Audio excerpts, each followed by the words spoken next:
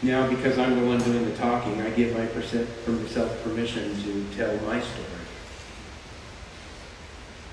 Mom first entered my life in late July or early August of 1972, when I was 15 years old. I need you to stop counting now. It's really none of your business. My parents newly relocated to Cocoa, Florida as the new preacher and his family.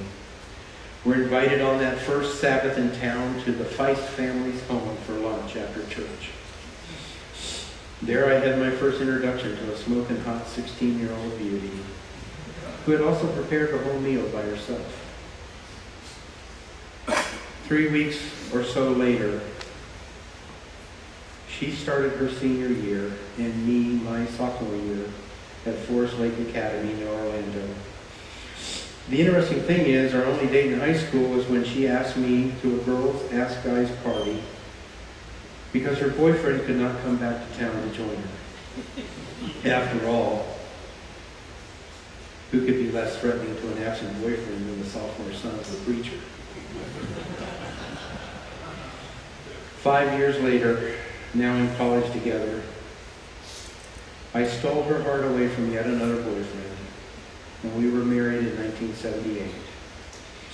I have been heard to remark that I chased her until she caught me, that every man should be so lucky.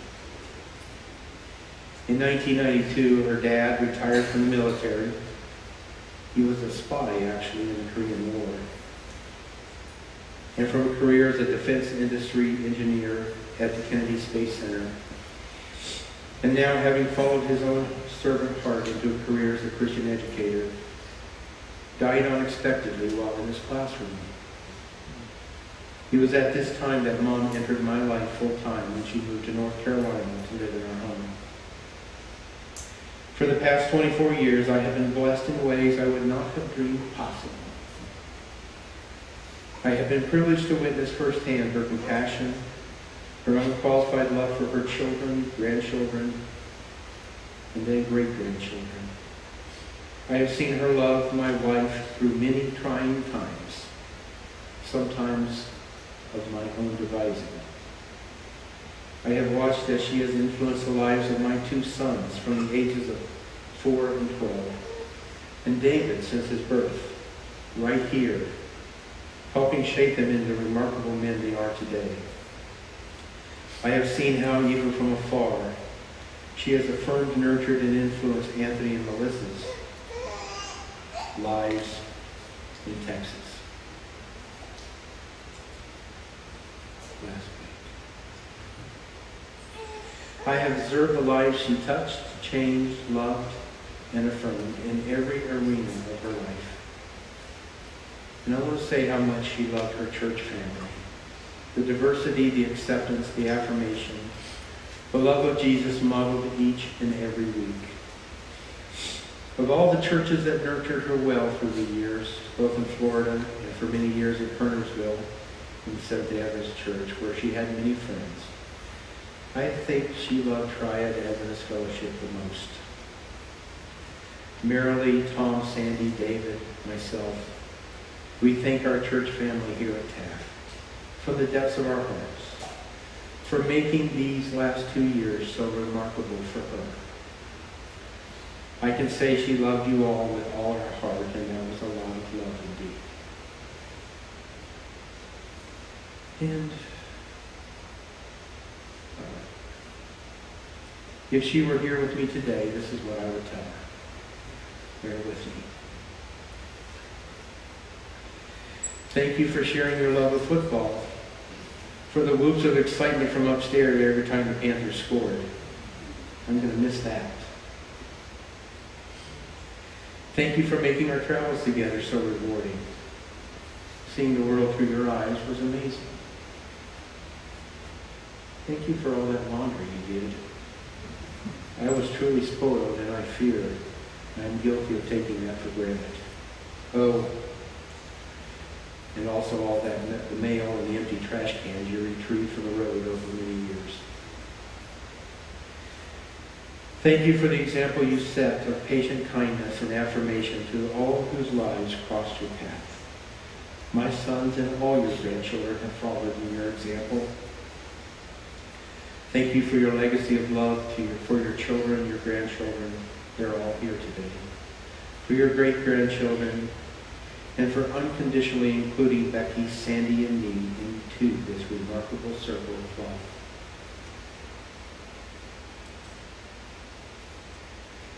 I would tell her thank you for raising such a remarkable daughter and sharing her with me without reservation. Thank you for making my life so much fuller than I ever thought it would be when you welcomed me into this amazing family. I aspire to live my life in the fullness of joy that you model. I am a better man for you having been in my life. I'm going to miss you with all my heart until we meet again in heaven. We all are.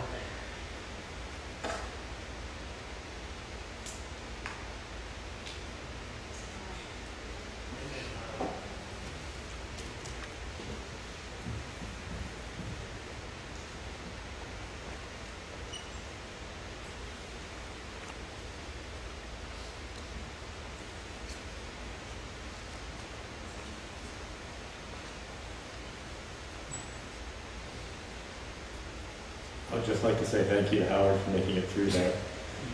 I'm not sure I would have made it through it myself.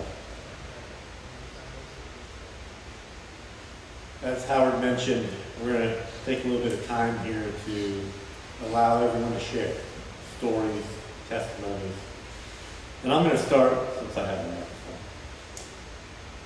Every Sabbath for the past 2 years, I was met at that back door by Pat. Biggest hug imaginable. Except the last 2 seconds. That's been hard. I know I'm not going to be the first person to give a hug today. It's going to be a long line, and I may be at the end, but I'm going to wait in that line to get that hug. She was my friend.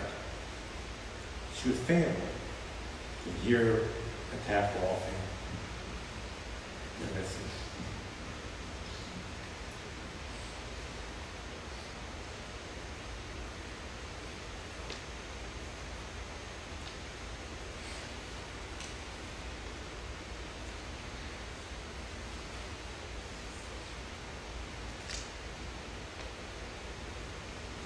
I've asked the band to go ahead and start making their way up, and as there anybody who wants to talk, if they want to. If not, I want to introduce the fact that Jim is going to be singing what had become over the last 2 years Mom's favorite song, especially when Jim sang it. So, thank you very much. Oh, one time. We need a microphone right here, too.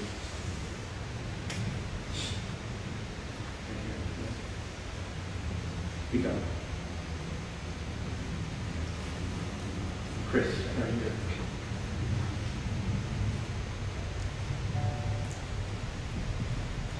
My name is Cynthia Costin. I'm sister-in-law to Howard and Mary Lee.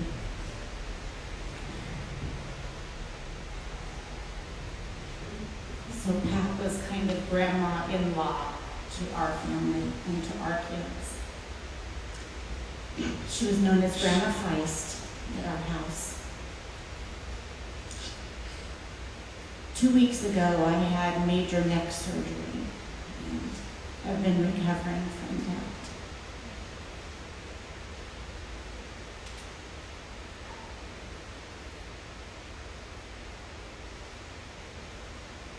And on a day that I was having an excruciating amount of pain, and was very discouraged.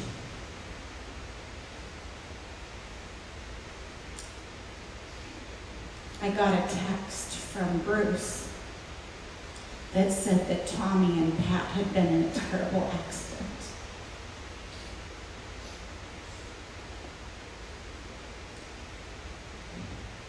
So then not only was I having excruciating pain in my neck, but I was also having excruciating pain in my heart.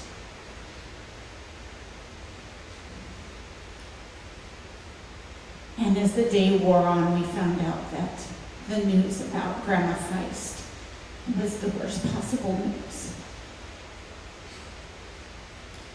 As Bruce came home that day and brought in the mail, there was a card from Grandma Feist.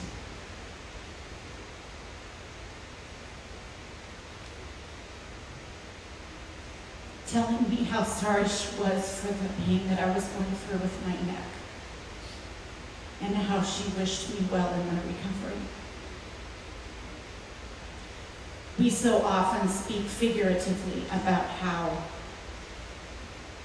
when a person passes on, the good deeds and the love that they have shared live on. It's very seldom that it literally lives on.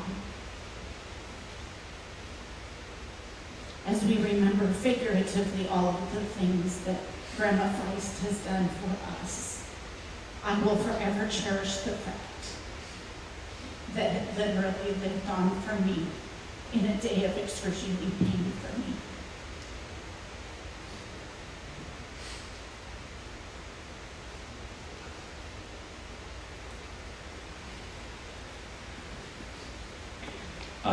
So I'm Adam, one of the grandsons. As Ed mentioned, probably some of my strongest memories for Grandma are the years that I spent driving to and from work in the morning, in the afternoon, and I get up in the morning and look at myself in the mirror and go, I can't even tell my eyes are awake, but I could drive. Well enough to see her. You go over, look at me. She didn't say anything. She didn't look over. Go, I'm awake, Grandma. I can see you. And I heard all kinds of stories about her early life and mom and all that stuff. And I just really cherish having that time with her. She was always so vibrant. And everybody's going to probably mention it, but her hugs were belied by her size. She would just grab onto you and give you all the love she had.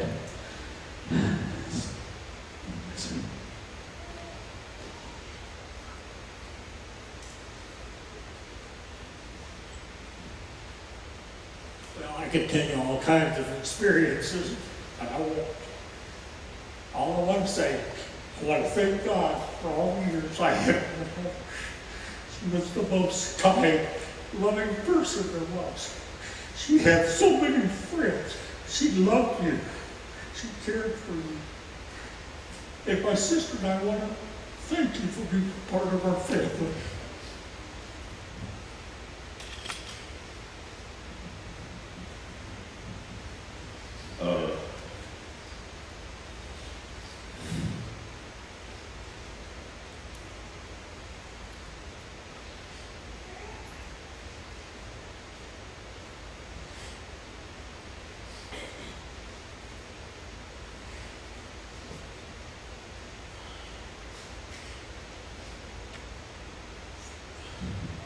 My name is Earl Gravel.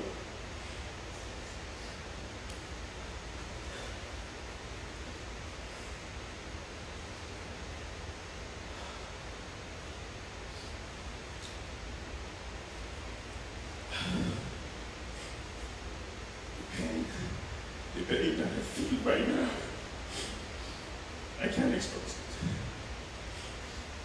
I thought, when I got the email from church from that, of this accident,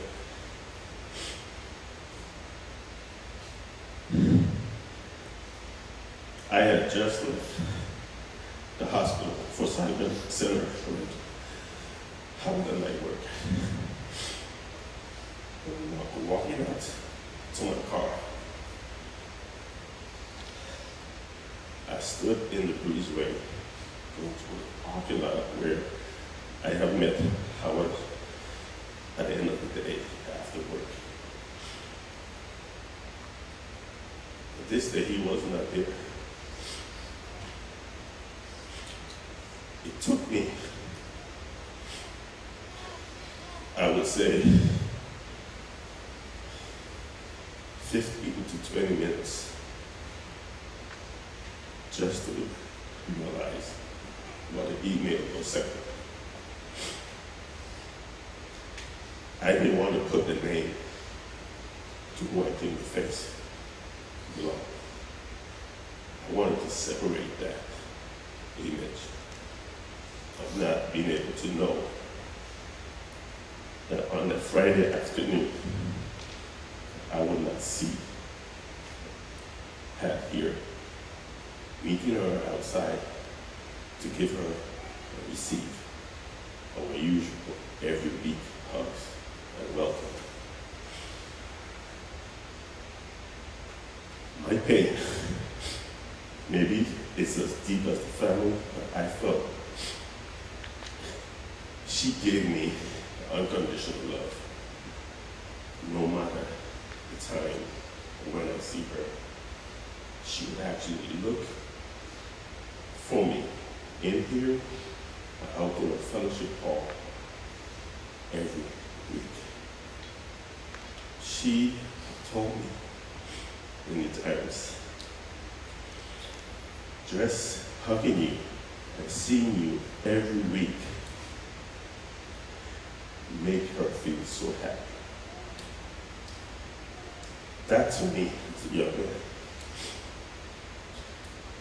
gave me the desire to love her more than anything I could.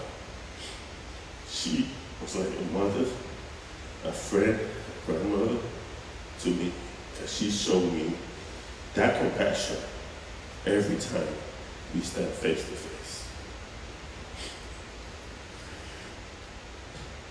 I know, under the circumstances, many of us may not be as connected to her, but she will be in my heart until that day when I see her again in heaven. Howard, Mary,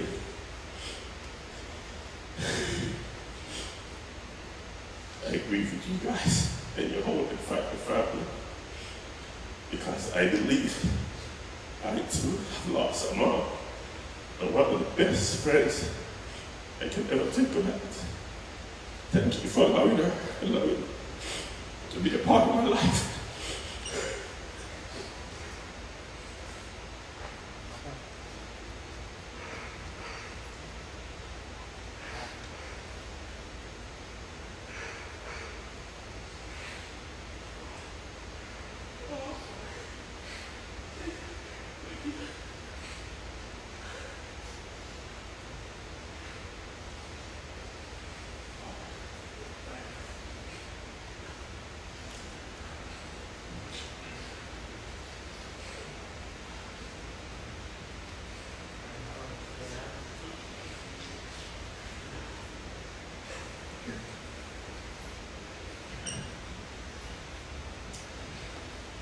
I'm Howard's dad, and my wife and I and our 3 boys were the ones who were first invited to the Feist home when we arrived at Cocoa, the pastor, that first Sabbath that we were there.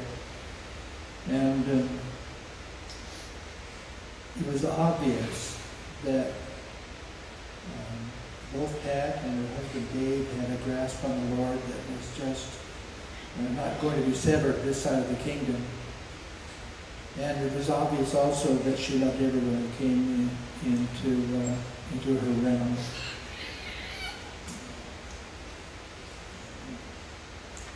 We lost a great friend. She will forever be in our hearts. We were always treated with kindness, with dignity, with respect, with love. And that's just the way that Pat was. And I also believe that when she sees Jesus in the resurrection morning, she's going to give him a hug.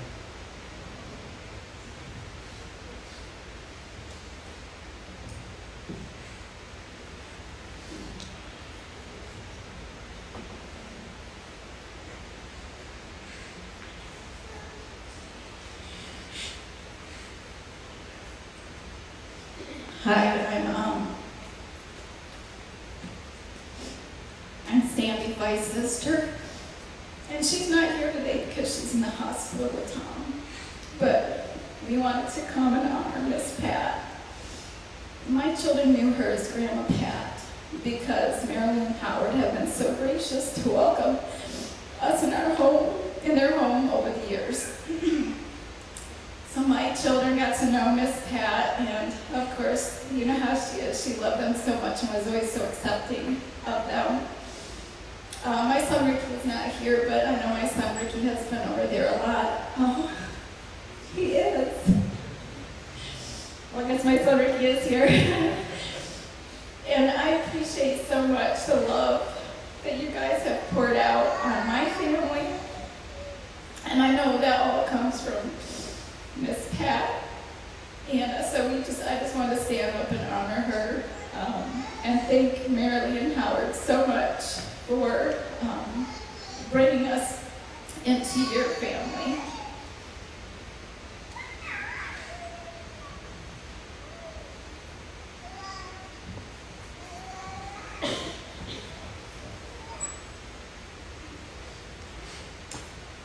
My name is Elizabeth Chaplin. I knew Miss Pat as Miss Pat, and she called me Miss Leah. We all worked together at Casual Corner at the Haynes Mall. Miss Pat came aboard back in maybe 1992 or 93, somewhere in the neighborhood. And along with her, a couple of other, Janice, Renee, several other people, we became a very close-knit family. Miss Pat, she has always been a treat and a joy. I received a card from her the day before the accident. Since knowing her for 20-something years, we would talk regularly on the phone. If I didn't get a chance to make it up. But when I came, it was always a joyous time. It was like a pajama party. We've had many times shared together. The entire family brought my mom and dad in, and they've been like family to me. I love Miss Pat. I love the family. I will always keep her dear to my heart. There was a line in the card that I received. And it's just one of many, because she would keep me updated on what was going on with the family. So several of you, I know, just like you all are family, because she kept me posted up on everything. It says,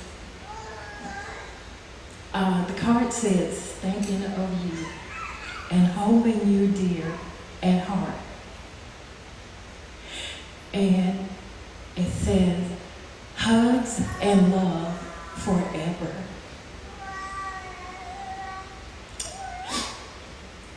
And she was filling me in on things that had been going on. But that hug and love forever, that was on Thursday. My plan was to call her on Friday. And unfortunately, I got the call from Janice. So, my heart is heavy. But she is one of the sweetest people I've ever known. And I truly, truly thank God and this family for allowing me to be a part of sharing her life. Thank you.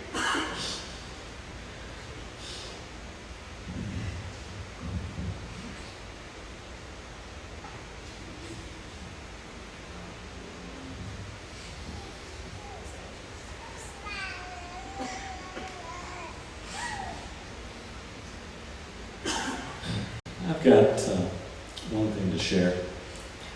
When Liz and I first came to TAF, we were greeted by Howard. And first potluck, we sat with Pat. And were immediately introduced to her vivacious spirit. In fact, she was telling us how she had to cut back on her exercise a bit. And I remember turning to Liz on the ride home and saying, "That woman exercises more than I do." And every Sabbath, without fail, we were here. We'd be greeted with a hug. We'd find her, or she'd find us. And these last 2 Sabbaths, it's just not been the same. It's been that missing. Howard, Marilee, the rest of you guys, just our hearts go out to you. She was such a joy, such just a wonderful, godly lady.